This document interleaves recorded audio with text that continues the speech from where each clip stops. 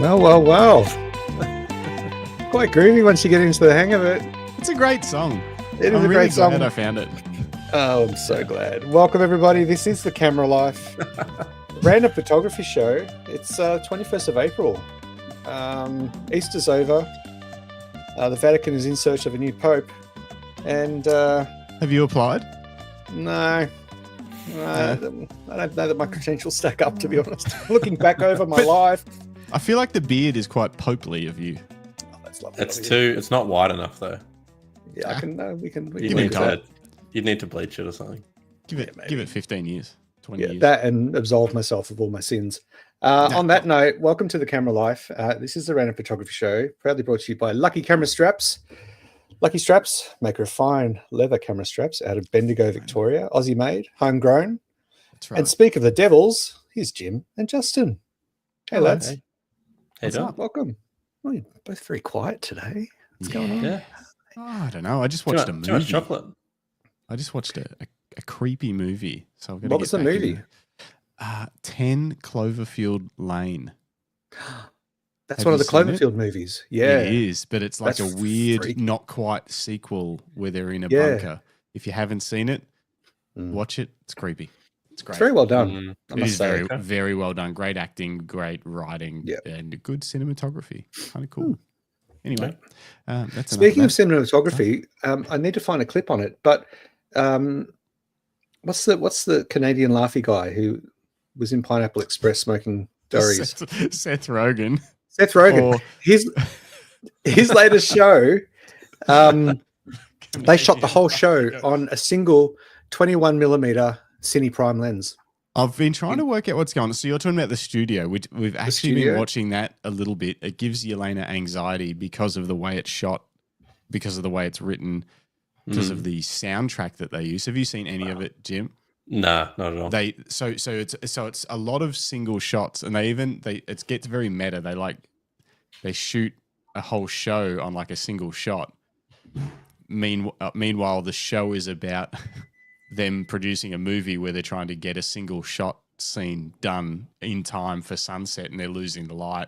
And these studio executives who are Seth Rogen and other comedians who are just stupid keep getting in the way and ruining the shot and all this sort of stuff. But it's and the whole time this music is like slowly building, and it gives you anxiety. It's crazy. But we started it, couldn't get into it, but then I saw the article tough, about that he shot it on a single lens with a single cine camera, which is pretty impressive these days. Because Tons of the shots are like the world's best vlog. It like doesn't cut for like 3 minutes. It's just one camera following them, but it's just executed perfectly.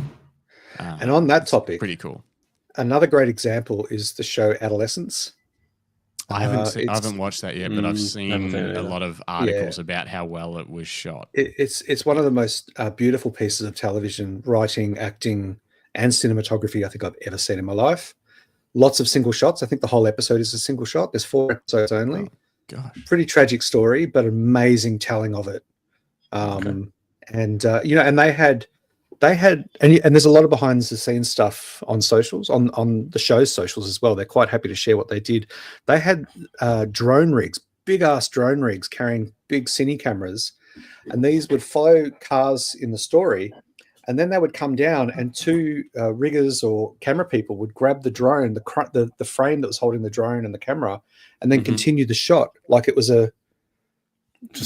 seamless. Yeah, it was all seamless. It was so beautifully done the way that they put it together. Definitely worth a look. It's a tragic story, and it's tough watching, especially if you're a parent.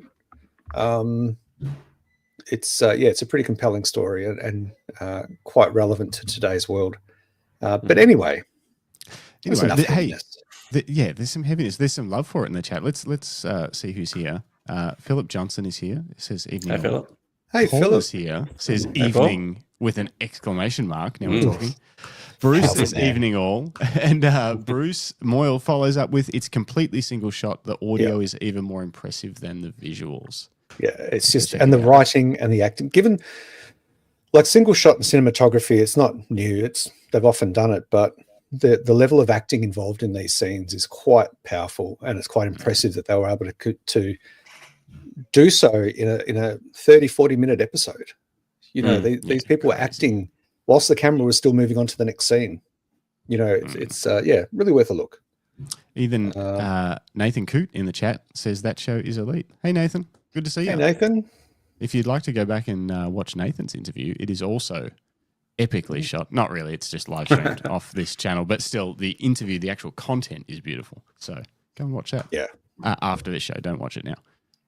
Speaking of the way things are shot, I'm trying out a new layout tonight, and Jim's Nikon isn't playing ball. So if you're wondering why there's black bars top and bottom of Jim's screen, so no one would have noticed it unless you'd said it. He's using a Nikon Z8 as his webcam. It doesn't know what to do. It's just it only happens when you put us in this view. When you put us in the normal view. I don't know. It doesn't happen on my Canon. It's not happening on my camera. So I'm also trying out. I just put my Instagram handle in the thing instead of my name and my little tagline. But I'm just going to leave it. I don't know. I'm just messing around with things. And I've got this cool new wild thing. I don't like the font. Don't like the font. Which font? It's too hard to read under our names. I can read all of it. I don't understand what you're talking about. It says Greg's new camera. What's in the box? No. The font under. Like photo, where Greg says photo taker word. Right? I didn't change that. That's the same as last time. No, it's not. No, it's different font. Different font. It's hard to read. All right, let's leave it up to the chat. They can change the. All right, so we did take our word for it. We had this one once, except I had it with this, but with this. And if you're listening to this right now, I'm sorry, but you need to see it to really understand. Anyway, we'll leave it like that, and. We're going to have some segments tonight. We're back to segments. Yeah. What do we got for transitions? Is it the same music? No, but do we have like a line going through them once they're done, or you'll have to wait and see, Jim. You'll have to wait and see. Let's see what happens on the we chat. go wild tonight, Jim. Our first segment is viewer comments. Can I request to have the segments done in not order? No. I spent a lot of time on these slides, Jim. They'll go and in they have order. to be in order today. Yeah, Bruce has got a good point. So the Fujifilm segment. Followed by the Fujifilm segment.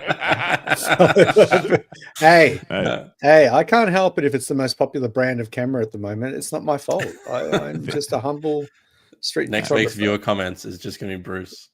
There will be Fujifilm segment. No Fujifilm talk tonight. Oh, actually, except for the bit where he gets to Greg's new camera. Then it'll probably be Fujifilm. It's predictable, isn't it? Predictable. Okay, let's talk comments. Oh, I'm going to bring them up. Yeah, we're gonna go through some of the comments that have been coming in because the YouTube channel's been going crazy. You guys are awesome. We've got 1,019 subscribers. It's ticking up every day. Constantly. All those people whose mother-in-law and sister-in-law, we told them to get them to subscribe and paid off. And grandma. Yeah, and the comments are rolling in. We're going to go in some sort of strange non-order or something to read these comments, but there's been some good ones. So this is one that's come in today on Levin's episode from ages ago that says you can't go wrong doing a workshop with rear view photography. I think it meant to say rear view, but I'm going to keep it rear view. And it says, Levin is a great guy to boot. So that was from Wayne Nancy 7898. Thanks, Wayne. Good comment. I knew this would be a fun segment. Yeah. Stephen Layton 6281. I love the YouTube handle numbers. They're so good. Yeah. Actually commented in one of my old videos where I compared a heap of wide angle lenses on the R5 Mark II. And he said, in the sharpness comparison, how well does the 16mm perform compared to the others? Is it significant or minor? It depends on what scale you're talking about. In between these lenses, it's a significant difference to the 15 to 35 L lens. But in terms of significant better or significant worse? Sorry, it's worse. Specifically around the edges of the frame. The 15 to 35 L is much nicer and cleaner towards the corners, much sharper. I guess is what he's asking. The 16 relies more heavily on software corrections for distortion, vignetting, and it does lose sharpness towards the edges. But So it's significant if you're like comparing modern Canon lenses, but if you're comparing those lenses to, say, I don't know, old EF Canon lenses or cheaper lenses from other brands or third-party lenses and stuff like that, I actually think the differences are probably quite minor, and you could make great photos with the 16, especially if you're talking landscape and you stop down a little bit. So yeah, I don't know if that answers your question, Stephen Layton 6281, but that's my opinion. I've actually got a new Canon RF wide-angle lens coming soon, but it's not the one that's in this box. Will we get to the box later? Oh, we do have a segment. We have a segment called What's in the Box, and we will open this box, but that will be later on. Okay. The suspense is building. I don't know if any of you guys know, but it's my 40th birthday tomorrow. So didn't know that. It is. I didn't know. So I'm getting old, and because of that, are we going to sing? Can we sing you happy birthday? No, but we're going to open this box up, and that's going to be my birthday present to myself. One of how many? Yeah. I think it's just this box, but I have been looking at heli skiing tours, so I might book that tomorrow. Maybe if depends how I feel tomorrow. If I'm feeling old and I want to try and feel young again, I might book a heli skiing tour. Cool. All right, next comment is actually from Review Photography himself, Levin. This is on Dean Cooper's episode, which was from Thursday. If you haven't listened to it, check that out when you get a chance. Very, very cool. Levin says, great episode again, Greg and Justin. No, Jim. He just mentioned Greg and Justin. I wasn't on, sorry. Told you he'd be good value because Levin actually recommended Dean Cooper to Greg to have him on. And he says, really sorry I missed Dean live. Had an unexpected work call out. Does that mean he was flying a plane? He's a pilot. Yes. Maybe. Unexpected. But I watched it today. He taught me so much about composition, so make sure you get onto that topic while reviewing his images in part 2. I consider him to be Australia's top seascape photographer in my humble opinion. So that's pretty cool. That is very cool. That's a beautiful endorsement. Yeah, we definitely got to try and get him on a Monday night and drag some more info out of him because that was a great episode. I had a lot of fun. Another one on Dean's episode from Niche3304. Great podcast. Really enjoyed this one, Dean. Solid chat with Greg and Justin. No fluff, just honest, grounded conversation. Ooh. I loved the depth and the way you all bounced off each other without feeling overproduced.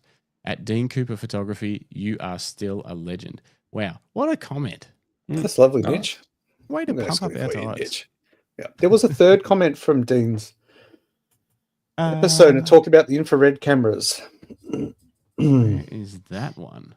From David Leparati, 1958. Oh, yeah. Yeah, I got it. You want to read it out? Or you want me to? Yeah, it says, thanks for another great and very interesting chat. I agree with Dean that infrared photography is great fun with sometimes unpredictable results. I also shoot Fuji. Again, not my problem. I see why. He wanted to read this one comment out. He's like, oh, hang on, there's a Fuji comment. And had an XE2 converted by Imaging by Design, formerly Camera Clinic in Melbourne. Yeah. Not all lenses can be used infrared as some create hotspots in the image, which would be interesting to find out what, David, if you are listening or you have a chance to comment again, let us know what you mean by that. What causes hotspots on infrared sensors or in images as a result? It'd be great to get some more information because we're here to learn, just like you guys. Yeah, I didn't know that. Even Greg Carrick's in the chat, and he says, true. Hey, Greg, by the way. He says, true, the Samyang 12mm has a hotspot. That's so interesting. I had no idea that was even a thing that shows. Greg, can you explain hotspots to it? Well, sorry. Can you explain infrared camera hotspots to us? in something short enough to be in a chat that we can read. Not the other hotspots you visit. Let's not. While he's typing that out, we had some. We've been getting some comments on our GFX 100 RF clips that have been floating around, like is IBIS really needed and whatnot. And at ZBLSK says, well, you definitely can take a sharp photo on the GFX 100 RF at 1/25 of a second. Because of the wider focal length and leaf shutter inside the lens, it's not making that D800 mirror slap for sure. Smiley face. It's true. It is probably true, but also you've still got just general camera shake with your hand, depending on how steady you are, if you're moving, and I don't know. And you've also got a boatload of pixels to record any of that movement. So I don't know. Like I need to test it for myself. It'll be fine. It'll be fine. Just go and have fun with it. Some good comments from Roger Highland, who I believe 8283 Roger Highland 8283, who I believe is in the market for the GFX 100 RF. And he says, Roger was an early adopter of the GFX system. Yes, he had the original the GFX rangefinder style. What was that? Was that the 50R, Rog? 50R. I think it was a 50R. Yeah.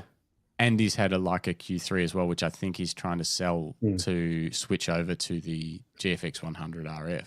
So yeah, Roger's a go everywhere street photographer. He goes out walking every single day and will just photograph everything he sees. So I think the GFX 100 RF is definitely for someone like him. Yeah. He sounds like he knows what he wants in terms of. Yeah, he's used most of these types of cameras, and he's looking at this and going, "That's for me." But he's also got a lot of information about it, like this. The crop ratio is nothing new because there's a lot of talk about the crop ratios on the GFX 100 RF. He said it's just the dedicated dial, and then the only way you can lose the ability to use the entire uncropped frame is to not shoot RAW plus JPEG and just shoot JPEG, which we've had quite a few discussions on. About the pros and cons of committing to the crop or the aspect ratio that you're shooting in.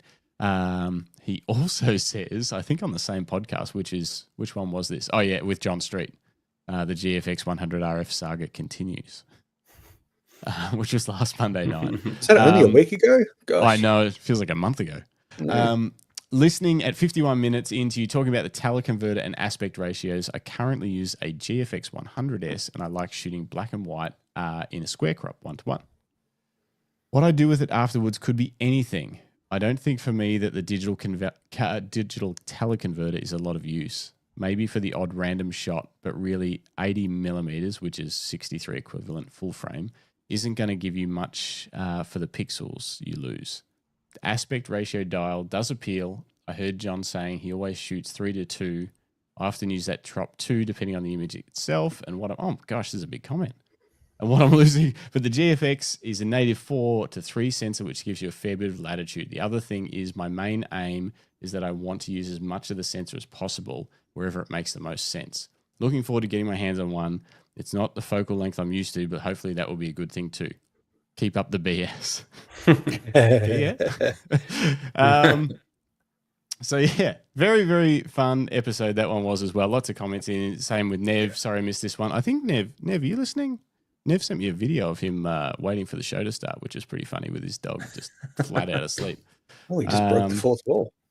Yeah, I know. Lots of other comments in here. We'll dig back through them each week. So get in there. That's enough of that that segment. All right. Get in the comments and tell us what you think. Hang on, Jim looks normal. Let's make him not look normal. Just wanted me to crop, didn't you? Oh, and I must say, your image is impeccably sharp, though, Jim. Yeah, must be that Nikon. Sharper than mine? I don't know. Yeah, definitely sharper on my end. You're very blurry, Justin. You are very blurry, Is Justin. my internet struggling? Yeah. Might be your camera. It might be getting old. Greg has clarified in the chat, Greg Carrick, that is, basically the lenses aren't designed for the infrared wavelength. So some lenses show a white area in the middle of the lens on infrared. So interesting. I wonder if that's to do with coatings or the way the light bends or something. I don't know. Anyway, interesting. It's interesting. Might be worth a deeper dig at some stage. I think so. Well, maybe we'll have to have a special edition infrared show with some people that know about infrared. Mm-hmm. Do we want to move to the news? Is there some news? Let's move to the news. Hang on. Wait for it. Ready? Oh, so impressed. You are spending those days just all day, every day. Today was a holiday, and I still got this. I was actually really happy with the way the new things like with the green, and then it goes grey when we've already talked about it. I like it. You are. Can I put a request in? No. No, you I'll lie. hear it out, Jim. I'll hear Hang you. on. Ask that again, Jim. Can I please? No. Go on. No, go on. Ask. Just ask Jim. Can I put a request in, please? No, God, please, no. Who could have predicted that? Every time Greg mentions Fuji, you've got to do the little cha-ching noise.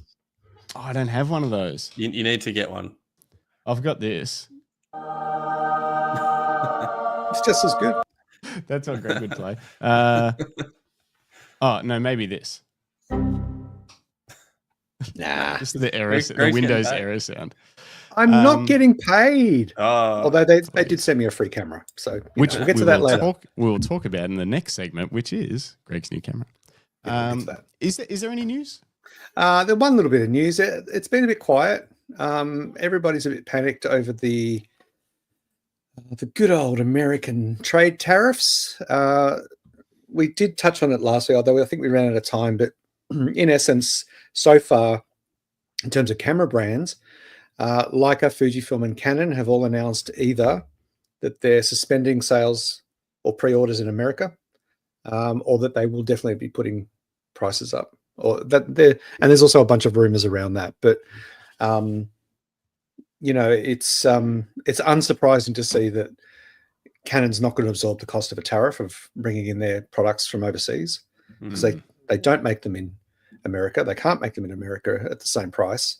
So they're going to be impacted by even any time in the future, even if they wanted to, it would take years, like to it's not an overnight setup, is it? Yeah, exactly. Yeah. Acquiring real estate alone, like that, that process takes, however, having said that, Canon could set up a fully automated factory in the Americas, which is my sloppy segue into the news segment that Canon in their annual report has just announced that their lens and camera production is moving to a predominantly automated basis. So other brands made with AI, who knows? Maybe this whole thing is made with that. Maybe we are AI. I have lost count. So basically what Canon are doing is they're moving to an automated production. It works for Henry Ford 100 years ago. Why wouldn't it work for Canon? So they're moving to mitigate the cost of, obviously, child labor and move to purely mechanical labor. Like a robot labor. Who's standing up for the robots?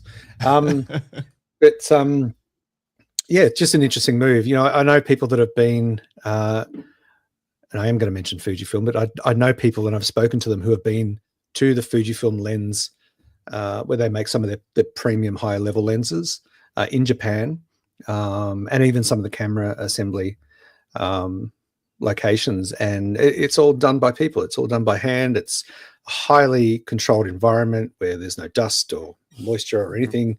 And people actually assemble these lenses and check them each step of the way. Canon are looking at mostly going to manufacturing through robotics, like a car assembly plant. In fact, a lot of factories now are moving to what they call complete dark assembly, where they don't even bother putting lights on in the place because there's just no people. So, which is crazy to think of. That is dystopian. Canon claims that the move will improve consistency in the manufacturing of camera lenses and will also make tolerances more consistent. I just think that's a fuck off way of saying we're trying to save money from having to pay people.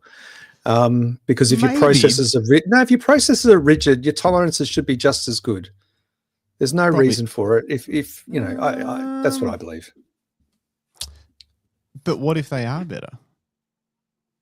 I mean, robots can be very precise with certain things, repeatable tasks. So, what if it is better? Should they not use it? No, don't ask me ethical questions like that at a time like this. What do you think, Jim? Should they? I don't know. I mean, yeah, sure, they should. If it's going to keep costs down, then yeah. I was going to say, I'll tell you one thing, it won't keep costs down. It might increase profits. And hey, good on them. Profits are important for them to be a healthy company, but unlikely if they invest a ton of tech into into their robot arms, a ton of money into that technology, they probably won't pass much of that onto the consumer. It'll probably be more like it'll stave off increasing costs as opposed to maybe reducing costs. Maybe. Yeah, I don't know. I mean, I don't understand business like you do, Justin, but Neither do I don't know. It's a bit soulless. the robots. But The robots. Did we What know if they're that cool robots? No, they're not. Look at them. But did we might know even that colourful. this isn't how it was done already? You want them to be like what's that movie with the robots in it? The one that Robin Williams plays. He plays a robot, like a servant, who outlives the whole family.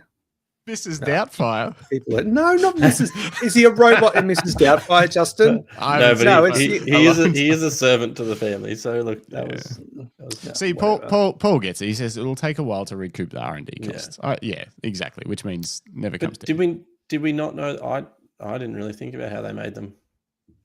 Just goes. They tip some Whether it ground was already- glass and stuff into a machine that comes out as a lens. Little blender. Yeah, but did you think that people worked on them? I don't know. I did because I've seen them do it at Fujifilm. Always- iRobot. Thank you, Greg Carrick. He's got taste. iRobot, the film iRobot, which is based on an Isaac Asimov book, is about how robots take over human jobs, basically, Mm. and then eventually develop consciousness. And it's so complex. And then it becomes that movie Terminator. And then it becomes Skynet. That's the sequel. Which is the, Robin Williams is T2000. Skynet But is look, canon. mate, Jim, in answer to your question, I assumed that they were all done by hand because that's all I've ever seen. I assumed it was a combination of both, like very, very complex and precise machines being ran by humans, and then quite a bit of human assembly. I would have imagined, like components that had come out of a machine, and then maybe a fair bit of human assembly and checking. Yeah. So Anyway, Yeah. maybe we'll get a Canon person on to explain for us one day. Yeah, maybe. If only there was a Canon photographer out there. That's kind of like the only bit of news that was kind of newsworthy. I know it's not really newsworthy, but it's just an interesting piece about the changing face of our industry. That and the impacts of tariffs. And we talked a little bit last week. We used the Nintendo Switch as an example about the impacts of tariffs. Nintendo have now announced in America that they are opening pre-orders again. The console won't receive the tariffs, but everything else, accessories, games, will all be higher priced than anyone else has to pay. The flip side of that is that, and I'll get to my point in a second, but PlayStation is spreading the cost of tariffs to all users globally. So they are announcing an increase to the cost of a PlayStation 5 or a PS5 Pro or whatever will be higher now, regardless of your region, to absorb the cost of tariffs on the business as a whole and on the consumers. Which sucks. Pros and cons. Yeah, it sucks. Well, it sucks if you're in the US. It's great. Yeah, it sucks. It sucks you if you're pay in the same. Australia and your economy tanks because of the tariffs, but they've actually got nothing to do with it. Yeah. You're like, And damn. then when we're all unemployed because the robots are making our cameras and taking our photos, we have no PlayStations to play games on. We'll never Hacking be our camera unemployed, straps. Greg. We've got Thank you, Mr. 1,019 subscribers. We We do. are cranking. We are set for life. Set. Anyway, so my point is that it'll be interesting to see whether camera brands follow a similar which way they go, whether they just impact the sale of products in the US directly, resulting from the tariffs and the unstable economy, or will they spread that cost out globally? So as not to hamstring US sales, because the last thing they need to do is hamstring US sales. It's it's one of their biggest markets. Paul also makes a good comment here. Smart move by Sony is that it'll prevent PlayStations being traded on the grey market. And that's always an issue when prices don't line up in different regions. People just start Scalping selling them across regions. Nathan also makes a good point. The correct Robin Williams robot movie was Flubber. The Canon lenses are actually made by Flubber, which is why they're significantly better than other brands, particularly Nikon. And I did actually see this. Who's sharper right now? At least I don't have black bars you can't figure out how to get rid of above and below my screen. How long have you been trying to get rid of those? A few episodes. Paul mentions that Sigma has published some videos on their human-led assembly of lenses and cameras. I actually saw that. I haven't watched the video, but I did see that in an article or something somewhere, I think to do with the BF, that line of cameras and lenses, about how handmade and hand polished and hand assembled they are. So it's actually interesting timing for that. I wonder whether that stuff's targeted, where they're like, ooh, Canon just released robots. We're going to release the fact that we're not maybe they got wind of robots. it like before it went like public. Maybe they knew it was coming and they went, actually, because that is an interesting marketing angle, because they're still banking on people that hate the idea of humans losing their jobs to machines. Yeah. Maybe I think it's a clever marketing strategy. Yeah, because rather than just saying nothing or jumping on board, if you're like, well, we don't use robots, what do we use? We use people. Well, maybe we should tell everyone that, which I think is cool. But it also might have just been coincidence. How are the camera straps made? By hand and robots. Flubber. No, not robots. Machines. I've been to the factory. They're not robots. If it wasn't flubber, I want to know what the fuck it was, because it was really gross. Yeah. It's not everything. Cigarette ash and we have some machines. We have a computer stitcher, but it is possibly the oldest computer I've ever seen. Yeah. It's our machines. I wouldn't say they're robots. They're machines. Yeah. Our machines are like World War II era machines. Yeah. Some of them are older. I've seen one that. Yeah. I think there was. I'm sure Henry Ford had it in his factory. So are we going to update Lucky to suit like with Canon? Well, no. Made by robots, packed by robots. But I was Googling lasers the other day, which is pretty cool. We need that as a sound effect. Sharks with freaking lasers. For embossing. But also it can cut leather very precisely for prototyping and stuff like that. I was pretty interested in playing around with that. They have to be very large bed, powerful lasers. But anyway, just some Googling. I think it would be a fun contrast to have like a laser next to a really old 1920s 60-ton press.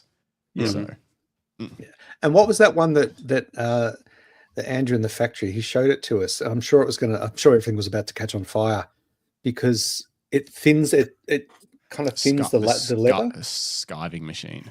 Yeah, and then he showed us how it self-sharpens itself. And I've never seen so much spark and crap come out of a machine in my life without anyone else getting panicky. For a super mechanical machine, no computer, nothing. It's just like gears and pulleys and shit like that. You like flip a lever and it sharpens its own blades with like a grinder that runs across the blades and stuff and does a sharpening procedure. It's pretty cool. Yeah. Very, very cool. No, it was the first time I'd seen it when I Greg felt was very there. privileged. Yeah, but I think we should change the Lucky Straps. Change the Lucky Straps logo to not made without the fear of death. Yeah, it's one of those shit. Don't put your made fingers with in the fear there. of death. You'll die. Yeah, Mummy said, "Don't touch that." Definitely don't touch that. it's most of the stuff in the factory. Anyway, let's jump to one quick comment from Paul. Fujifilm can emphasize focus. Oh, fancy it! Just popped into the corner of my eye. Fujifilm can emphasize a focus on handmade cameras as a point of difference in order to appeal to hipster street photographers. Yes, and the sooner they do that, whilst bundling it with a Lucky Strap, the happier we will all be. Yeah, that's true. I'd support that. Yeah, now you're on my fucking side, aren't you? Damn right. Let's jump to the next segment. Oh, okay. Hang on. I didn't have my sound effect queued up. I got to change the things. Not professional at all. Hey, Greg. Hey. Have you got a new camera? I do.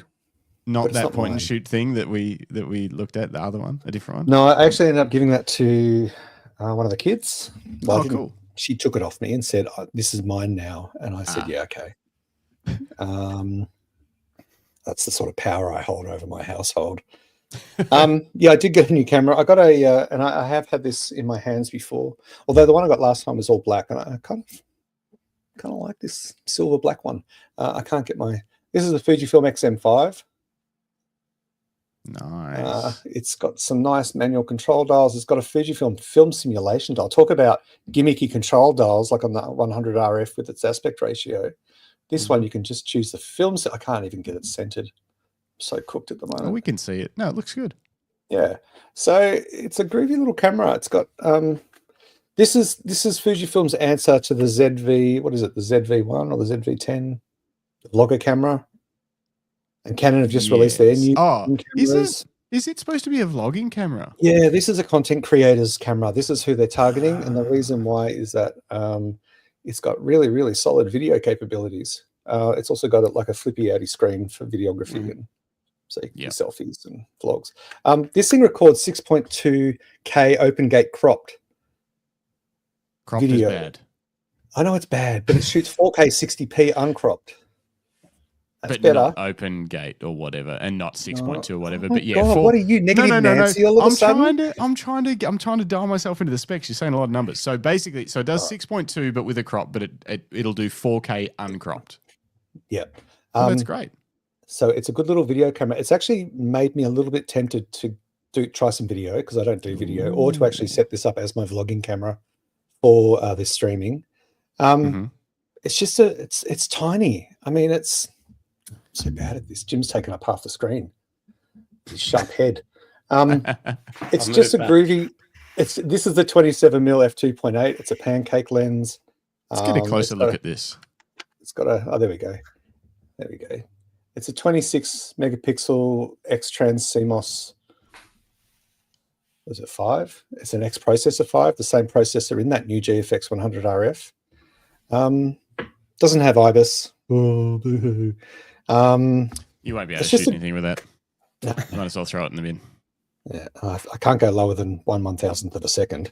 But it's just a groovy little camera. It's very video centric.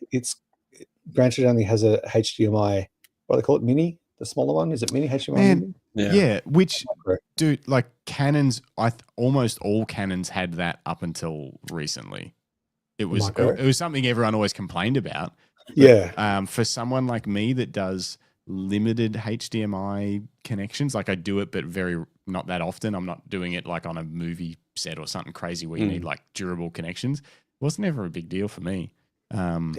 I think it probably saves a ton of space in a camera that's small like that. I think so too. So, but it's got an independent mic and separate headphone port.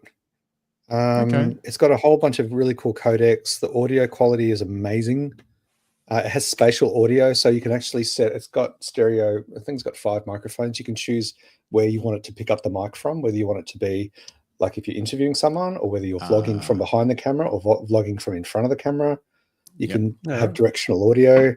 It even takes, so on the GFX 100 S Mark II and the Fujifilm X-HS2, which is the flagship kind of videography camera, you can buy this Fujifilm cooling fan that screws into the back of the cameras, and it's just a fan unit basically. So if you're doing prolonged recording, you can power it off that. This will also take that, despite its size.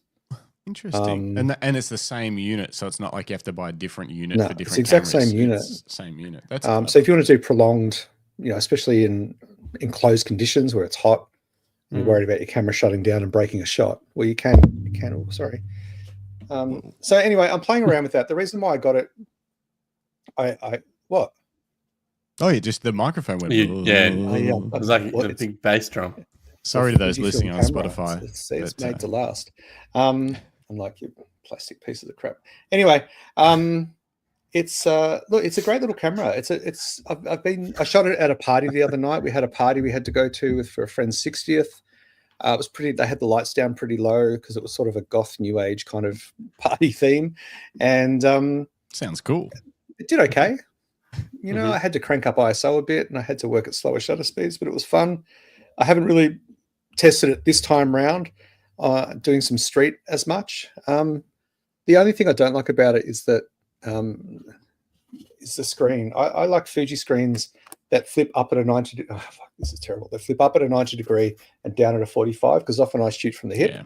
This you don't one, like it popping out the side, because it makes the camera, the footprint's bigger. Yeah, I'm the same. Spot on, Jim. All of a sudden, it's twice the size. It's awkward, and lining up the screen with where the lens to be. I'm constantly doing this. I'm the same. And all Canons are like that. They're all like that. And whereas the Leica just has the tilty, which obviously is that's a downside as well. If you are ever filming yourself or whatever, there's times when it's good. But yours does both, doesn't it, Jim? Like the Sony's No, do? so mine pivots up, down, and you can pivot it fully to the side, so you can shoot vertical. Yeah, but So it doesn't spin. It doesn't spin around though. Oh, it doesn't spin around to the front. No, so you can't... and I can't turn it around and have no screen either. It's always okay. There. But so I think maybe it's just Sony. I thought you could turn it so that you could see yourself in the screen. No, there's no way to film yourself and see it.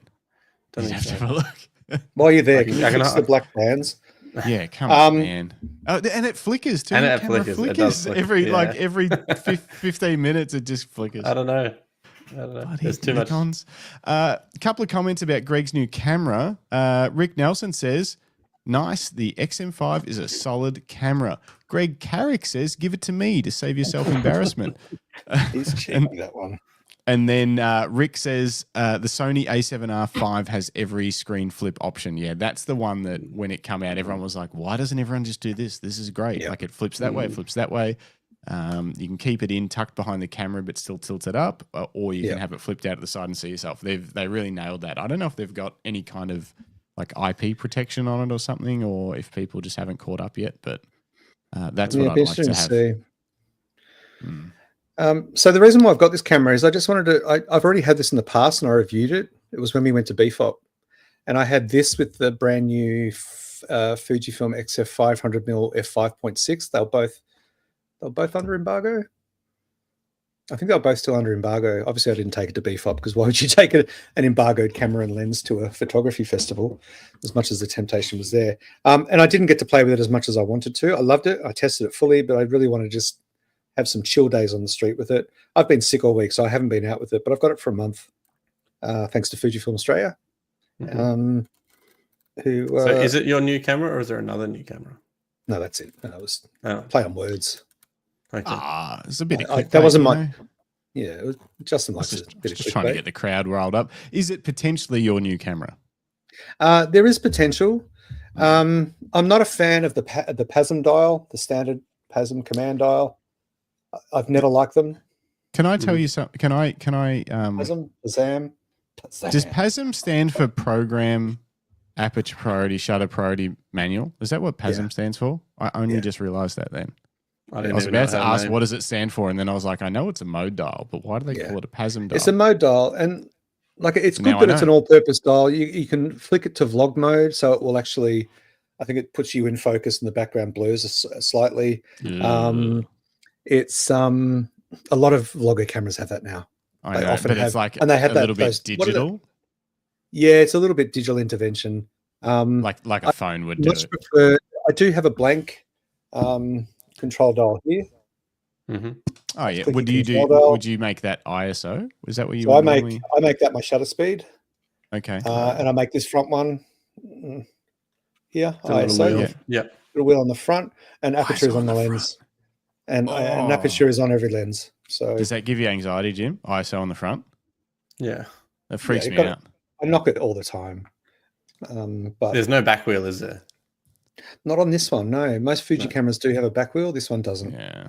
Does that sort of stuff in any way make you think I'd probably be better suited with the XT5 or whatever, like a slightly more pro, to be like, I just want one more dial and in the right spot and that kind of stuff. I like the separate, and I don't like the X100. The X100 has a stacked ISO and shutter speed dial. So you've got the shutter speed. It's quite a big, nice, chunky dial, but then you lift the outer ring to set ISO. It's just fiddly. Is that the only way to change the ISO on that? No. You can customize it to, there's dials on the front and back. But I'm just saying, I just don't like that. I'd much rather have a separate ISO dial and a separate shutter speed dial. I rarely use exposure compensation anyway, so I don't really give a shit about that. And obviously, aperture is all on the lens with all Fuji lenses.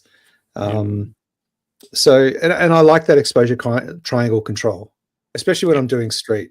You know, we've spoken about this before. We spoke about it last week with John. When I'm shooting street, I look for the light first and then the composition. So the first thing I'm doing is dialing in ISO before I even approach a scene, I can kind of, you know what it's like. You walk into a room and go, oh yeah, it's going to have to be like ISO 800, or you get an eye for it. Yeah, you start reading the light. You know what to dial in.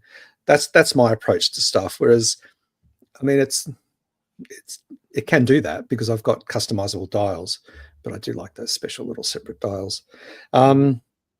What's going for it? It's fast. It's got the fastest autofocus of any Fuji camera I've ever shot with.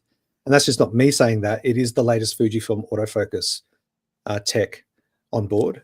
So, and they're rolling that out to other Fuji cameras now. But when it came out, it boasted the fastest autofocus in their smallest, cheapest camera. X Processor 5, all the good Fuji color and image clarity. Like I said, it's got a ton of video stuff that I just don't need necessarily. Not yet, you don't until you start your own YouTube channel. Maybe. Greg's vlogs. Vlogs. Yep. Maybe I'll start up like a fake brand, a strap brand, like that one you sent me on. That's not fake the other day. It's not. I know it's not fake, but they are fake. fake. It's They're crazy. fake. I don't want to derail the show or badmouth another brand, but we come across a brand of camera straps that were looking quite similar to ours, but very similar, somewhat sketchy. There are lots of similarities. Anyway, very similar. Just anyway, beware what you see on the old internet. I don't like the screen on this camera, even with it flipped out. And look, I don't always shoot from the screen. When I'm shooting like with this 27 f2.8, I've used it so much that I know where I point my camera. I know what's in frame. I've got a pretty good eye for it now. Again, you just develop that over time. That's what practice does for you. So often I'm not even looking at a screen or an EVF when I take a shot. But this screen is terrible in brighter light. And I don't like the way that it flips out. So when I do want to use a screen to shoot from the hip, it's a pain in the ass to use. So it's kind of, and they might feel like minor things, but it doesn't quite feel like my new camera yet.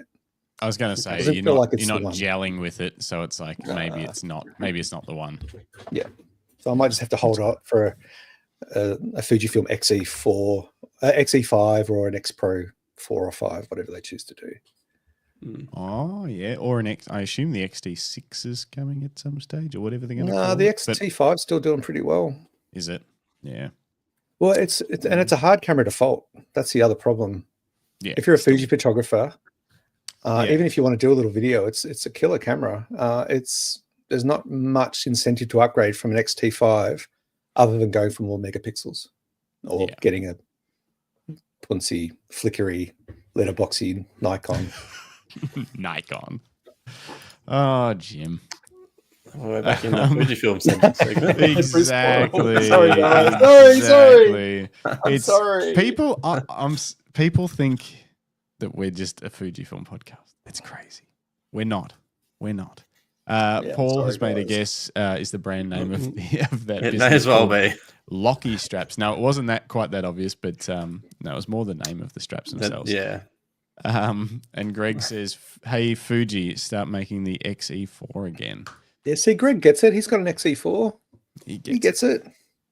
He gets it. Must be a beard thing. It is. Yeah, it's an old man thing. Anyway, shall we move? Anyway, that's my new camera. Bruce says could have fooled us. Yeah, I know. Hey, I don't know why you still listen. If you know, no, don't go. We like you all. Even if you don't shoot Fuji, trust me, I have a massive list of guests we're trying to get that don't shoot Fuji. Just none of them are answering. No, it's because they're busy working. That's because they listen to an episode. They're like, this is a Fuji podcast. Anyway, moving along. Craig says I have a Sony. It makes toasties. Yeah. Killer DVD players. Anyway. They did make good DVD players in their They day. They did. And televisions. Yeah. All right. When Sony brought out like the Trinitron range? No. They were big boxy things. TVs. Gosh, they had good images. Yeah. Yeah. Rick, I shoot Lumix. I get ghosted a lot for that. A non-Fuji photographer. Hey, Rick, do you want to come on the show just to shut these lads up?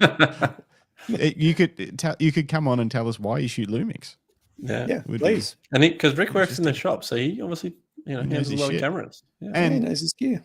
Yeah, Lumix is essentially the Leica SL series, as far as I can tell, just half the price and with more features. I don't know. Maybe I'm wrong. I love the look of a Leica SL. Maybe you need one. Every time I like Google them for a minute, I'm like, these seem not quite there for the price that they're charging. You know, it's like a substandard. It's like a Z8's better in every way, I think, and cheaper. I don't know. Maybe I'm wrong. Someone can come on and school me on Leicas on the SLs. You're not buying it for a better camera. I don't think so. Apparently the lenses are very nice, but they're also freaking massive. Anyway, and they're expensive. That's a good segue into our next segment. What's in the box? What's in the box? Play the music. That was unintentionally the wrong sound effect, but I actually enjoyed it. Works so well. What's in the box? All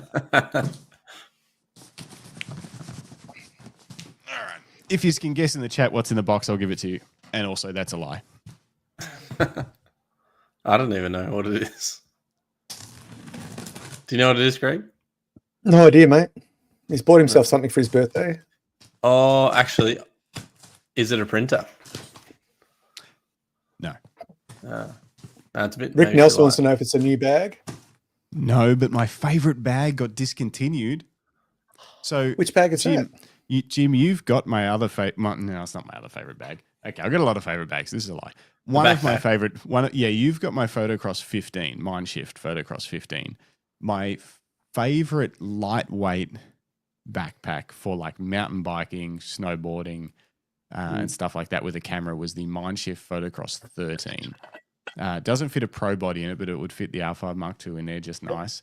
It's a bit snugger and perfectly fits in just that and a lens or two or a really small drone. Keeps it all tight and it's really lightweight and small. And I busted the zip on mine, ended up having to leave it in Japan, and I bought a new backpack over there that's not as good. And I've been looking for a new one, can't find them anywhere. Anyway, I commented on one of Mindshift's or Think Tanks, as they are now, posts, and I was like, "Hey, where's the backpack version?" And the nice guy who I think does a lot of the social media, who I might try and get on this podcast, Simon Pollock, I think it is. Oh, Simon. Yeah, I know Simon. Yeah. So he commented underneath it as himself, not as like the brand or whatever. And he was like, I think we sold the last one of those in 2021. I was like, oh, man. Yeah. Why do you guys discontinue good shit? I invited Simon on the show. He's a busy man. Oh, Bruce. Bruce says they had a podcast manual. Out of podcast manual. And Greg said a book. It is not a book, although I have bought a lot of books lately. But this is not. Bruce is coming on the show soon, Jim, so we can get back at him. Don't worry. Okay.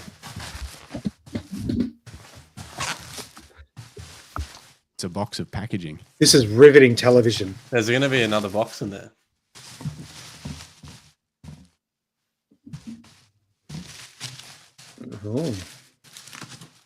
Oh. Is it Canon or something? Canon lens. Okay. Oh, it's a new Canon lens. Oh, the 51.4. It is the 51.4. It looks like there's an and in there. There might be an and. I see another hand dipping in. And a 28-70 2.8 IS STM lens. This is my attempt, these two boxes, plus one other one that's still on the way. These are my attempt to lighten up my kit a little bit. By buying more lenses. That's really clever, Joe. Yeah. Wait for it. How many 50mm lenses do you have at the moment? All of them.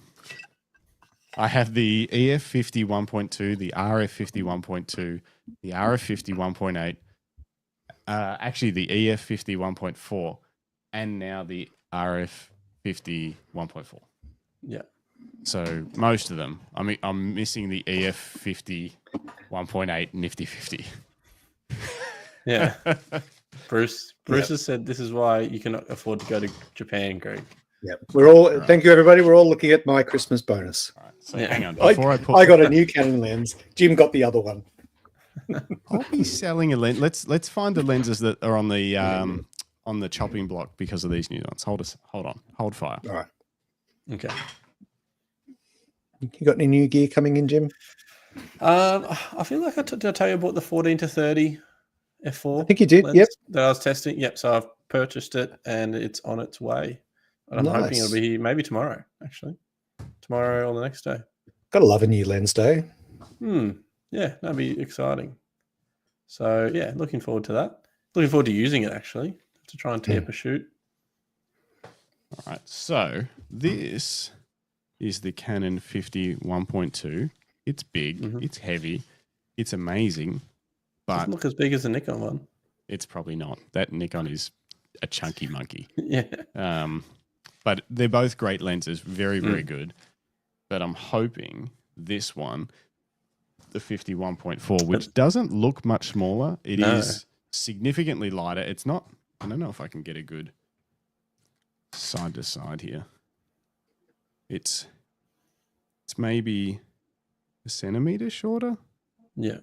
Bit over a centimeter shorter, but it's narrower. You know, you're talking I've already put a fingerprint on it. 67 filter size versus 77. So that'll give you an idea of the barrel difference. And yeah, just it's not as small as I'd like it to be, but apparently the quality is still very, very high and very close to this. Maybe not better. Apparently the autofocus is better, but this one's been great. The 1.2 has been great to shoot with even action sports. So yeah. Anyway, so there's that. It is much lighter, even just in my hands. It's much, much lighter. Then this is the one I'm excited about because the 24 to 105, I've been using it a lot since I went to Vietnam, and thanks to John Street's advice and Glenn Lavender actually of just put a zoom lens on your camera and stop worrying about being fancy with a prime lens. This is the 24 105 f4. F4's too slow. And it's also kind of too heavy for me for like a walk around everyday lens. It's puts a lot of weight on the front of the camera, like looks pretty pro photography, but it's still a slow f4. I don't love it. So I'm hoping this will be my new walk around, go everywhere travel lens if I don't have a prime on. And it's, do you say 28 to 70? 28 to 70. 2.8. 2.8. It's interesting they've got the f2, 28 to 70. And an f2.8. So and an f2.8. It's a lot smaller. It's 250 grams lighter. Like it looks more like a amateur lens, you know, like it's more, you know, I don't know what the right word is for it. Like it's not an L, it doesn't have the red ring on it or whatever, but it is weather sealed. It's more like a kit lens, doesn't it? More like a kit lens, but it's, weather sealed. It's supposed to be quite sharp. It does have a little bit of distortion at both ends and stuff like that. Apparently 70's a little bit soft in the corners, but I'm going to test this stuff and just see if it's good enough to live with. But yeah, this one will be, the 24 to 105 will be on the chopping block to go, and the 51.2 will be on the chopping block to go if these two are. Will you keep the 51.8? No, that would go as well. I don't think I would. Have it is super light, but and yeah, the other potential. I probably wouldn't get rid of it, but I've got that 28mm pancake lens, and if this is light enough as a walk around lens, like being able to go from 28 through to 50 is probably my main focal length. I won't use 70 as much. The only thing with this is it does extend even at rest. So I don't know what it's called, the design, but basically there's the lock position at 20 at like when you're carrying it around, and then at 28 it extends to there. Then the lens is actually functional through to 70. So 28 it extends to 70, and then if you want to put it back in your bag, it actually rotates back into a lock position. And in this position, it cannot shoot. Doesn't work. That's just the same as the 14 to 30. Yeah. It's obviously a common design to try and make them more compact while they're stored. But obviously it means your walk around sort of size is a bit bigger if you actually got the camera ready to shoot. Maybe it saves some weight too, like weight and cost. Yeah. Like there's probably, Yeah. Oh. Is it weather sealed? It is. They do say it's weather sealed. I don't think it's to their highest level of weather sealing, but they do say weather sealing. Yeah, it's got a rubber seal and stuff at the back. Yeah, it's wet. It's but I don't know what the difference is between this and say the most robust L lens sealing. I mean, any extending barrel is going to have it's some always sort of weakness, but Yeah. it may not be pull ready. it may not be pull ready. So I'm very excited. I'm very excited about these lenses. Congratulations. So next up, there's going to be a back-to-back. I am going to do some videos. Comparison. The videos are coming back. I'm going to do the Mega 50 comparison across all of the 50s. Just it's actually stressing me out a bit about how in-depth it might have to be. I don't really like doing in-depth videos. I like just making a quick one. But the main thing with the 50s will be, is the 1.4 good enough to not need the 1.2? Is it? Because that 1.2 is an amazing lens. And can the 1.4 satisfy me to 99% of the image quality joy that it gives me with a much lower price and lower weight and smaller size? What does this say? Rick Nelson says, I tried the argument of I'm shrinking my kit down by buying more to my wife and it doesn't work. She knows better. Good question from Paul. Are the RF VCM lenses adding unnecessary capability and expense for those of us with no interest in video? So he's talking about the new 20, which I might have also ordered that, but it hasn't landed yet. So the new 20 1.4, the 24 1.4. So you went the 20 in the end. You didn't go the 24. I don't have it yet. I haven't paid for it, so no, I don't have it. But yes, I ordered it. You ordered the 24 as well? No, just the 20. Oh, just the 20. Yeah, okay. I couldn't decide between the 20 and 24. Jim and I had a long discussion that should have been a podcast. Was it on the podcast? Don't remember. No, we didn't. I think we were in the car chatting or on the phone. That's right. So the 20, 24, 35, and 50 RF VCM primes all share essentially the same body size, almost the same weight. They have the new aperture ring, which for some reason is fully declicked all the time, which is stupid for photographers because they want to feel the nice clicks when they're changing their aperture. So it's really a video-centric aperture ring. So it's definitely... And they've got focus breathing correction. They rely more on digital corrections.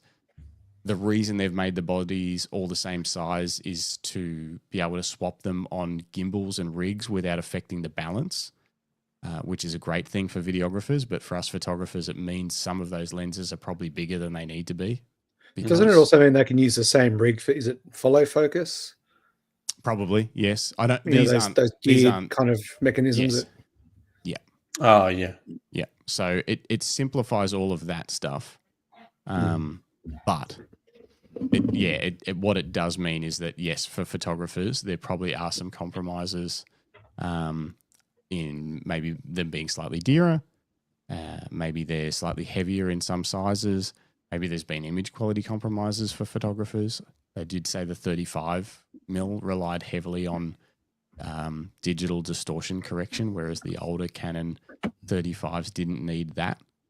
But it was also far sharper than the older Canon 35. So I don't know. I'm going to take it on its merits and just test it as if I don't care that it was designed with videographers in mind. I'm just going to see what it's like. Yeah, I think that's the best way to do it. It's just a lens. It's just another tool for the job, not to diminish your purchasing.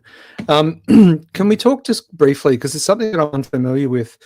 It's something that I don't believe we don't talk about it in the Fujifilm ecosystem, is, you know, the in-camera distortion correction that I often hear when you guys have been talking about lenses for, you know, your full frame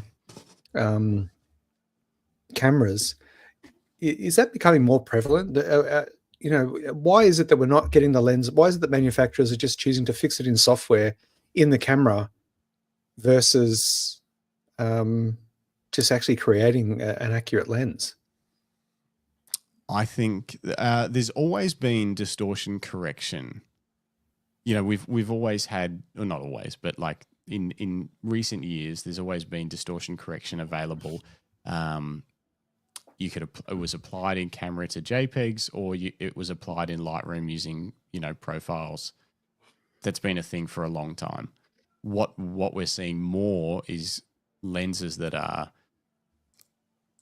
more compromised, or in a good example is the Canon, that 16mm RF prime.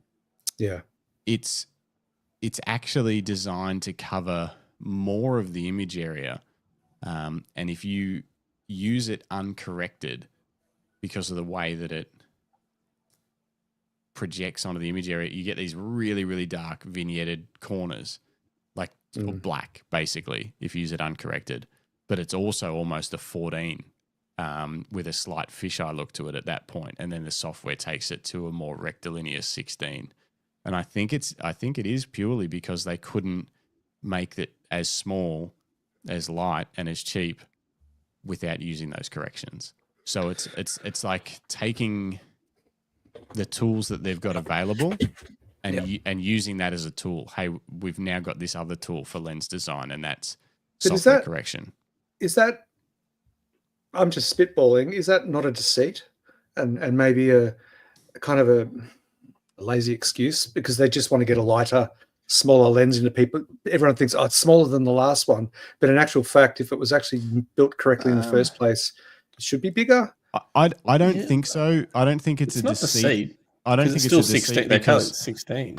not only that, but they're, this 50mm 1.2, it's heavy and expensive, and it doesn't requare those kind of corrections. Yeah, I guess that's so the it's like trade-off, isn't it? The 15 to the 15 to 35 L lens, which is my podcasting camera lens, and also the main lens I use for mountain bike wide angle, until I can find something lighter that performs. But it doesn't have any of that. It is sharp corner to corner. If you use it uncorrected, there's a tiny bit of vignetting, but it's like the thing At 15. At 15, it is very, very well controlled and corrected, but it's heavy and expensive. And it's so they're using it as a way to, I guess, make cheaper, lighter lenses that still do the job. But I was just curious. They're not doing it on their the first time they've done it on their sort of like really heavily on their L lenses, I think was that 35 VCM prime, and there were photographers that complained quite a bit about that they were like, for a prime. Well, I guess the issue with Canon is that was their first 35 for the system that was in the L series. Yeah. So everyone was waiting for like this mega, like the equivalent of this 51.2. Everyone's waiting for this mega 35mm L lens because that's what the system deserves for photographers. And the first one that came out, while it does, I think, perform perfectly fine at a professional level, it did rely on corrections, and they were like, we deserve better than this for still image makers, and they probably do. So that was probably where they stepped out. I guess the other side of it is that, at the end of the day, if you're going to be using a lens that needs distortion, well, then chances are you're going to be using the camera that can accommodate it, which is, obviously your R-mount camera. It's just an interesting concept because, like I said, it's something that I've never really dealt with it much at all, other than the discussions we've had. And I just wonder what other people think about it. Is it? Are we? What is it? Robbing Peter to pay Paul? Is that the saying? Yeah. Which, we're compromising actual image quality out of the lens for the sake of size and weight and probably affordability too. And I might just be splitting hairs. No, it's definitely, it's worth being aware of. And I think that's the most important thing, is that people are aware when they buy these. Well, I mean, if they care. If they don't care, then they'll take great images of them. But if they care, if they're aware of it and they're ready to work with it, which I was for any of the lenses I've got that use that stuff. I actually love it on the 16 because I've often backed it off and made it wider and made it look more fisheye, because you can get another mil or two out of it and use that for mountain biking, and it's actually been really handy. Especially at that wider ends, like 1 or 2 millimeters makes such a big difference. Massive. It makes it wider than the 15mm lens, but it's distorted, and the corners are heavily vignetted and heavy. Which don't matter for mountain biking. No, well, I just crop those corners off, but it's still, even with them cropped off, it's still wider than the 15 natively. I did some fun testing with it. So you can opt to turn off the in-camera correction? No. I can't see. So this is the thing. If you're shooting JPEG, obviously, no, can't turn it off. And my JPEG previews in the camera, I can't see the frame that I'm going to get. So I'm shooting with a frame I'm happy with, which is what the corrected frame would be. And then in Lightroom, I can actually make it bigger. I could probably even show you now. Should I? Okay. Should I find one and show Let's you? do it. Yeah, that'd be good. Yeah. I think you showed me one a few weeks ago of up on the hill in Bendigo, the mine tower that sits on top of the hill. Oh, maybe. I think you had shots you took around there, or some old dilapidated mining equipment. Oh, yeah, no, but I don't think I ended up taking the 16 to that though. Oh, maybe I did on my shootout. I thought you showed us correction on that. That's That's just an interesting thing because it's and the fact that when you shoot with the Canon, even though you know that this lens actually takes more of the frame, that when you're composing the shot, you only see the corrected.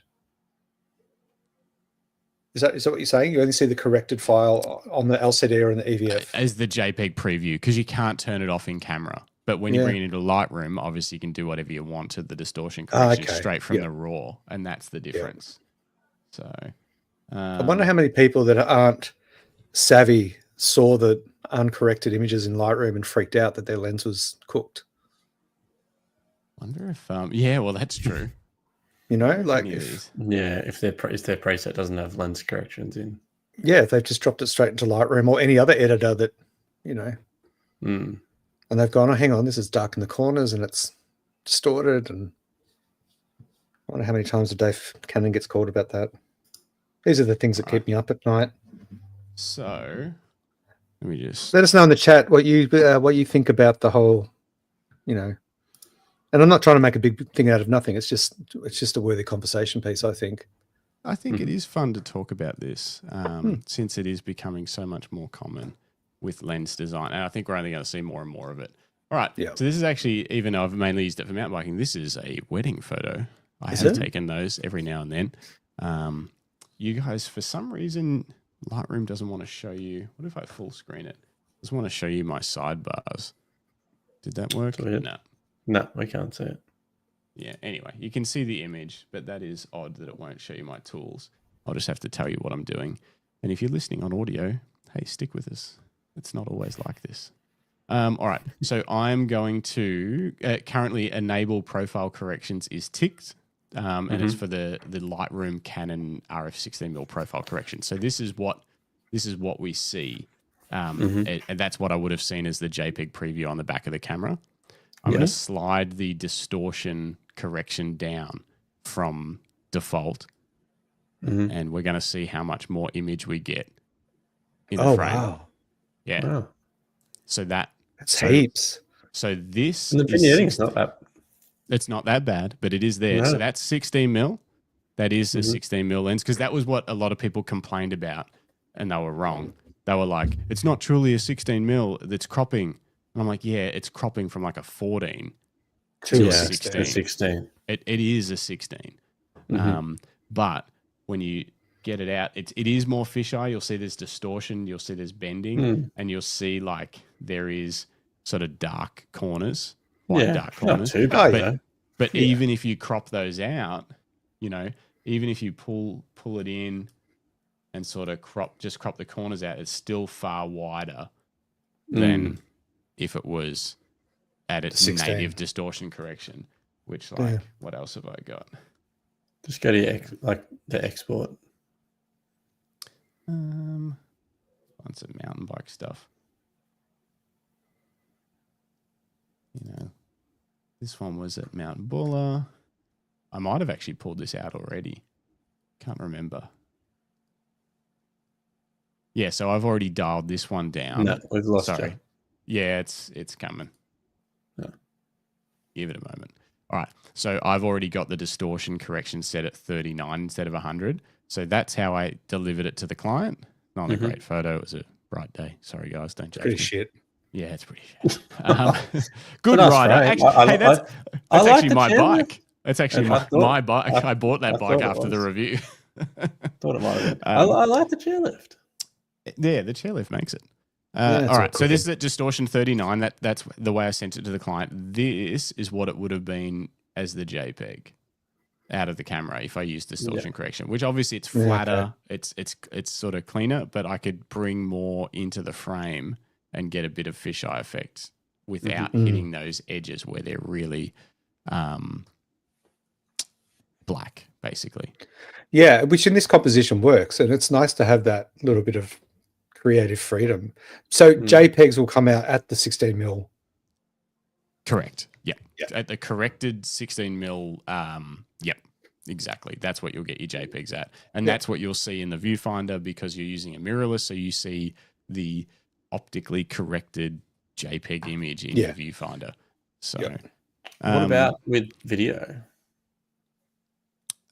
So that is the interesting question. Bruce got a couple of comments in here, which brings it to video. He says, optic creation is wild. It's amazing we get this for the prices these days. That is one important point where it's like, hey, this, where is it? The 50mm 1.4, which I don't think has massive issues. 8 50mm here. I can't remember which one. Yeah, which one is it again? The 50mm 1.4. I don't think have massive issues, but the 35mm 1.4, like that's a $2,200 lens or whatever it is, and an L lens, and it relied heavily on distortion correction, and that's where people are like, hey, like, what's the deal? Whereas Canon will probably like, calm down, it's not a $4,000 lens, which is probably what the 35 1.2 that eventually comes out will be. But Bruce is right. He says this is more of a problem if using the lens for video than stills, and that is correct because then the stuff is baked in. You can't change it. You're getting that distortion correction in video. So it's correct. You can the camera corrects it. Yes. In video, it's permanent. It's baked in. You don't have baked that. In at 16, not the 14. Is that what you're saying? Correct. Yeah. Yeah. So it doesn't have the distortion. Yeah. No, it doesn't have distortion or anything, but it is the issue of the fact that you don't have control over this stuff. It is you're just getting what they deem as the software corrected image for that lens. So it's a case of we're not letting you have more than 16mm because we said it's a 16mm lens, even though we know you can get it to 14mm, but it's still a 16mm lens. Well, at 14mm, people would probably be like, "This is very soft in the corners and not a great," because it's not corrected. But it'd be interesting if Bruce's point about it being more of a problem for video also means that the artifacts, there might be artifacts and distortion that is maybe unpleasant in video that you can't do anything about with the software correction. I don't know. But I know, most of the cameras have, which is done in a different way, but like focus breathing, compensation and stuff like that now for those issues. So there's and this is, as Bruce says, this is the difference between using cinema glass versus stills glass. And that's the gap that they're trying to bridge with these hybrid VCM lenses. Lenses that are designed for both stills and video. They're obviously not a cine lens. They're nowhere near what a cinema lens is, but they've got some things corrected to make them more suitable for that application. Yeah. Cool. Anyway. You learn something new every day here on the Camera Life podcast. We do. But to sum it all up, as Paul says, that 16mm prime is pretty impressive for under $500. It is. It's really light. It's a 2.8 lens. You can shoot astro and stuff with it, even though it's not perfect. It's a great thing for Canon to have in their lineup, even though it relies heavily on software. Yeah. So, Cool. Thanks, lads. Cool. Next segment. Oh, okay. Moving on. Well, that's all that I had in my box. There's nothing else in the box, mate. There's nothing else in the box. I did order 2 more lenses. They're just not here yet. Because 2 wasn't enough. Yeah, 2 more. 2 more. So you got the 20. Yeah, 2 more. You're talking about 4 lenses. How am I going to lighten up the kit if I only buy 2 lenses? I need 4 lenses to lighten the kit. If you're going to be serious about going lights. I know. Is it a 7200 f4? No, that would be a 5th lens if I go that far. I'm really on the fence about that. I am on the fence about that. Greg says we need a bubble wrap review.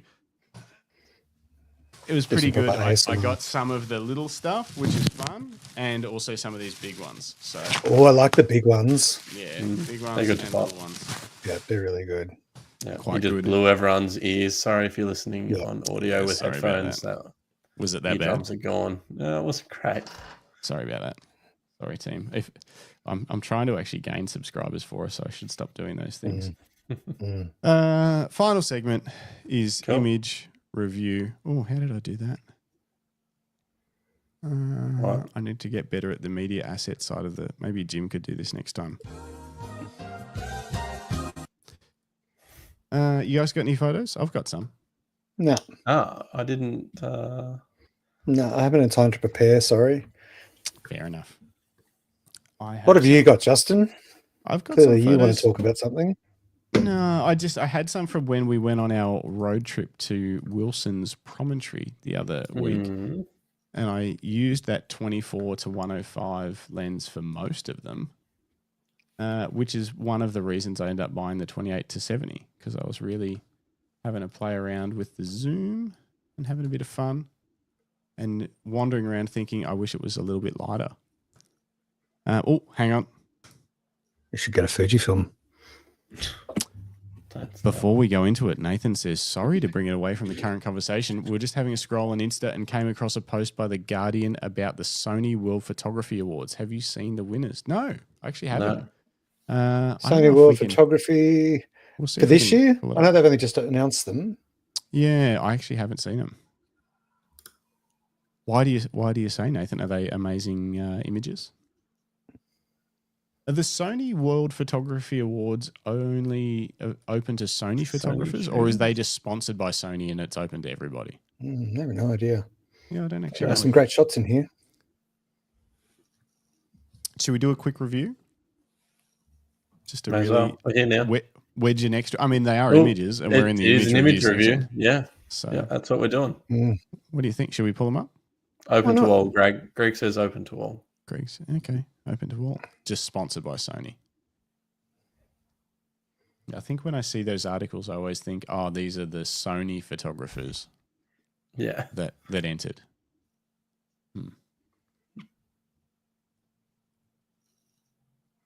Are you waiting for me to bring it up? Oh, I thought you had them. Sorry, team. I'll pull them up. I don't know. No, I found an article about it. I'm just, if you've got it, bring it up. No, I'll see what I can find. Okay. Talk amongst yourselves. Maybe it's a good time to say, if you haven't subscribed, you probably have. Hey, listen, if you haven't subscribed, or your mother, or your sister, or your dog, or dude down at the coffee shop, create an account for your dog or your cat. Make sure you like, subscribe. This is the Camera Life Podcast. This is the Random Photography Show. And clearly, it is random. It's anything except for the segments. We've got segments. Yeah, well, someone has a control issue. But yeah, please make sure you like, subscribe, and tickle the bell so that you get notifications and of what's coming up next. We've got some great guests coming up in the coming weeks. Bruce Moyle may or may not be one of them. Yay! Depends on how much he picks on my my Fujifilm fanboyism. Who else have we got coming up? We've got Christopher Hopkins, conflict photojournalist. He's coming up very, very soon. Who else we got? Tom Putt, another big name. Jess Hisco, elopement wedding photographer. He's joining us. Matt Crummins is coming back apparently. Jesus, haven't we had enough of him? Oh, that's cool. Yeah. So we've got a pretty stacked lineup. Massive. And if you're joining us on audio only on Spotify or Apple Podcast, thank you. We appreciate it. If you want to join the conversation, you can either jump in the chat one time when we're live or jump over to YouTube. If you haven't got an account, make one. It's fast. And then get in the comment section, even afterwards. Jump on one of the episodes and be one of our viewer comments that we read out next week. All right. These are the winners of the 2025 Sony World Photography Awards. I'm not going to read them all out. We're just going to scroll through them and talk about them. Let's just scroll and talk about them. Pretty cool. That's amazing. Gorilla. What is that? Is that a... Bottoms. Yeah, that is. But it's What's it? 1978? Yeah. Oh, outstanding contribution to photography. I was just trying to figure out what... So it's like a... Hall of Fame kind recognizing, of thing. recognizing previous contribution.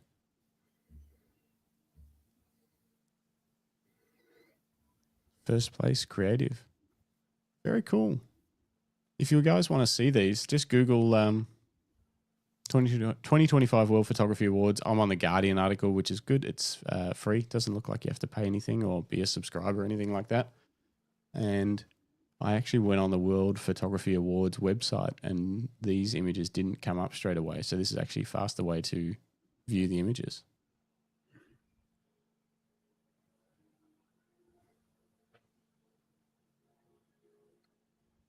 Very cool. That's enough silence. Yeah. If you guys Yeah, it's enough for one day. No, just silence. Yeah, it's hard to take them in and talk about them at the same time. Yeah.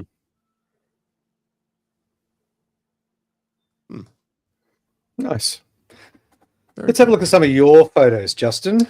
I should have done these before we looked at the World Photography Awards because, you know. I think we all know what to expect from you by now, Jay. Ouch. Well, these were just while I was on holiday, cruising around. Yeah. Had the 24-105 on the Canon R5 Mark II, just romping around on the beach and stuff. Getting some windy sand, which was pretty cool. Actually, no. Just it looks is. it. It looks no, it. It's the hard left-hand to, corner is up slightly. You'd think. You're wrong. I mean, you put a ruler on it. No, I didn't. That one's crooked too. I didn't actually look at these. I don't think so. I'll bring up the grid lines. Did I? Grid lines. Kind of a man needs grid lines. Man with a computer. Yeah, man that edits a lot of photos. Yeah. I mean, like, come on. It's not, I don't think it, no. Like, I think I shot it straight. Like, it wasn't even cropped. Whatever. I think it's pretty cool. Next. Hang on. Now I got to reverse. That's weird. You can't see your sidebars. Lightroom's. It's very strange. It's done that on mine every time. That's cool. Upside down. I like that. Upside down. Yeah. So the sand was just blowing across the beach in the morning. It was really. Yeah, is that the sand? That's the. So these lines. Hang on. Come on, computer. Yeah, all that. That's the sand blowing across the. Wow. The beach. Try and get the. That's really cool. Up. Yeah, I really like that. Yeah. So we went on a bit of a hike, and the beautiful landscape had a beautiful radio tower in it. So I'll take that photo. This is it's very high from. Yeah. I was in a drone. No, this is the view from the hike we went. I can't remember what the lookout's called at Wilson's Prom. I should have written some notes down. Sorry, team, but it's beautiful. It reminds me. Wilson's Prom kind of reminds me of some of the spots in Tassie. You know, it gives me that Wineglass Bay kind of vibe. Yeah, down that Bicheno kind of. Yeah, it does indeed. Greg Carrick says, thanks, guys. Off to do radio now. That's cool. You're an actual Have a good show, Greg. Guy. Have a good show, Greg. Thanks for being with us. Mount Oberon. Yes, Nathan, that is what it is called. And it is a lookout. I walked up there amidst 30 school kids who were on school camp. So I was like, Elena and I were power walking, trying to get out of the pack, get some quiet time in the mountains. Oh, I love that. Yeah. Black and white. I like that. Oops. Hang on, go back. I love the way that the mountain range feels stepped back you can see like the lines kind of coming up in the center, the mountain lines stepping back, but the clouds are doing the same thing. Down. Yep. You know, and so it's pulling you in into the back of the image. Oh, it's wonderful. Thanks, Greg. This was just funny. It was just a ghost-faced looking kangaroo wallaby thing that I enjoyed. The downside of shooting with a 24-105 f4 is wildlife's not its specialty, but you are still able to grab a quick shot. It's because it was a zoom. That's right. There's Elena with a dislocated wrist up on top of the granite rocks.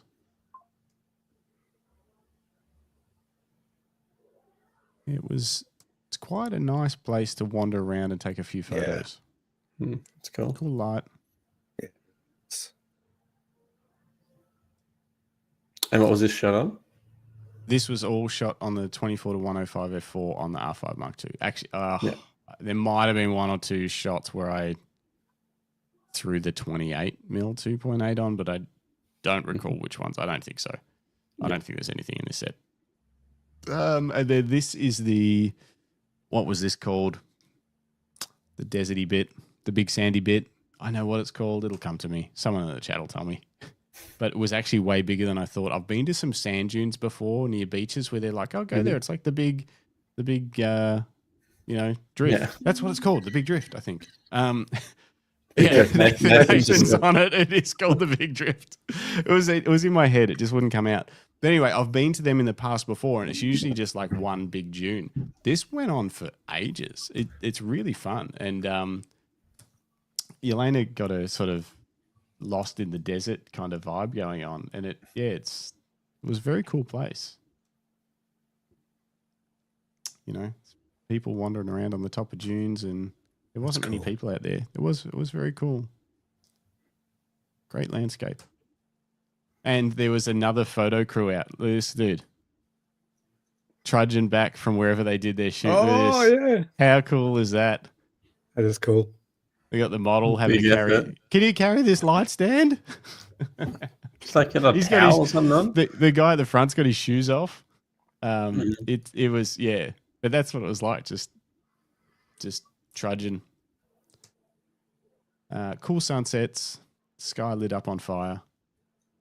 And that was just shot from the beach near where we were camped. Tidal River Camp. So, yeah, look at that. Yeah. I like that one. That's cool. That was the van. Had to get a shot of the van. Hey, can you go back one to Elena in the... Have you considered flipping that? No. How do I do that? You just rotate at 180. Where's the... Right-click transform. You sure Tell me what to do, Jim. And again? Oh, that's weird. It's creepy. No, I don't like it. Yeah, I don't like it either. Interesting, though. I hadn't thought of it. But it is an interesting way to look at it, isn't it? Yeah, it's scary. Because it makes you question what's going on. I have to immediately turn it back. Yeah. That's baby. The van. Yelena actually took this shot. We were met. We had to stop for some sheep while we were driving, and they stopped at this give way sign. That's very But funny. there was nothing stopping them. It was actually quite weird and funny. They just waited until the dogs started pushing him again. It was it was pretty funny. That's awesome. That's and cool. Then we got some serious rainy, windy weather as we headed up the coast towards wherever we headed next, sort of up towards Eden, and it made for some fun photos. But again, these were all like we weren't going out trying to get cool sunrise photos or anything like that. Most of this stuff was just the middle of the day. This was as the rain was coming towards us across the ocean. So the visibility went from being able to kind of see the horizon to like less and less and less. And then it hit. It was kind of coming fast. It was fun. So it was good. It was just good to have the camera like slung around the whole time with just a lens on it. Just to zoom and just try and take some photos. Nice. In the rainy, windy weather. This is an interesting one. What do you think of this? What do you see? Birds. Yeah. Two little birds and, big birds that are quite little. Yeah, they were all hiding from the rain. The photo didn't quite do it, but I was trying to figure out how to get it. But there was like the pelicans and these tiny little birds hiding in the tree. They're all doing the same thing, just trying to hide from the weather.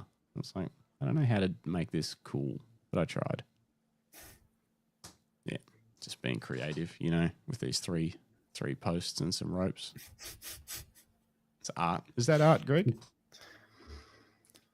No, you got to shoot it at 16 and have the water all blurry. Yeah. Oh, put a Nissi 10 stop in there. Yeah. I'm not good with filters. I need to learn how. Anyway, so that's what I got up to, and I really enjoyed it. They're nothing fancy. They were just some photos that I took. If you really enjoyed it, then you've won the day. That's right. Yeah, it was a good time. Cool. Good to know. Yeah, I mean, aside from the crooked ones, I thought they were a great collection. Oh, I'll measure them tomorrow. You do that. Protract You get them out your there. tape measure. All right, I don't have any images to share, Jim. No, No. I think I should have everything in mind last time. Yeah. I'll do better next week, I promise. I'll carry the show. Okay. You think that? You think Yeah, that, I champ? know. Well, look, that's the image review. Bum, bum, bum. And I think on that note, I think we might call it a day. What do you reckon, lads? I reckon. We've covered everything we need to cover. Thanks to the chat for keeping us rolling tonight. We didn't have a lot going on this week. No. Easter And everything. if you are in the chat now, or if you're in the chat in the future, you can say happy birthday to Justin for tomorrow. Oh, Yeah. 40. So- What have you got planned? What have you got planned, Joe? Nothing. What's on? Nothing at all. No, nothing at all. Just unboxing lenses. Yeah, maybe try one of these new lenses and don't know. Nothing exciting planned yet. We'll see where the wind takes me tomorrow. Maybe I'll go for a little mountain bike ride. Went for a mountain bike ride today. That was nice. So I'll count that towards my birthday. I might be able to ride in the afternoon, maybe. Oh, yeah? Okay, we might do that. Oh, that's cute. Thanks, Rick. Rick says happy birthday. Thanks, Rick. He says, great Well, show. look- Another week, another new camera. Love it, though. And another bunch of new lenses that just keep popping up. Yeah. You know what's sad is other podcasts that are probably far bigger than us, they probably get sent gear, to like open on the show and be like advertise it. We just buy it. Well, it gets sent. Yeah, it gets sent, but we have to pay for it. We have to pay for it. Well, Greg doesn't. If he wants to keep it, he has to. Yeah. Yeah, well, Yeah, Paul says biggest party in Bendigo tomorrow. I don't know. I wouldn't even know where to have it, Paul. We'll just go to a pub. In the backyard. Thanks, Bruce. Thanks, Philip. Appreciate the birthday love and appreciate you guys hanging with us tonight. Yeah, thanks for hanging out, everybody. Thanks for your comments. As always, make sure you like and subscribe. Let your friends and loved ones know, especially if they're into photography, because we'd like to cover, as you've seen, a broad range of topics. But we always hope that people walk away having learned something or having gained some inspiration. And I think it's fair to say tonight's episode certainly ticked those boxes. So, Jim, Justin, thank you once again. We'll see you on Thursday morning, 9 a.m. Australian Eastern Time. We have Chris joining us bright and early, Chris Hopkins, which will be a fascinating chat, and also just getting to look at some of his work, which is absolutely mind-blowingly real and tragic and moving and important. So stay tuned for that, everybody. But until then, get out and shoot. Or if you can't get out and shoot and you need a podcast to fill the space between now and then, last week's episode with Dean, amazing in terms of how to make a living from landscape photography, couple of decades, all sorts of different ways that he's built his business. It was a really good episode. Very, very interesting. And obviously also a great photographer. Definitely worth a listen. Savvy stuff. Yeah, very, very cool. And lots about printing as well. So if you're into printing your images or you want to try and print your images, give it a listen. Yeah. Jim, I told him about our Epson 3880. I was there for that bit. I was listening. You heard that bit? Yeah, I had a good chuckle. Yeah, we had some problems. Anyway, have a listen to that one. And otherwise, I guess we'll call it. Yeah, we will. Stay safe, everybody. Thanks once again. Happy birthday for tomorrow, boss. Thank you. We'll see you in the next one. I'll see you. I'll see you when I'm 40. All right. And with that.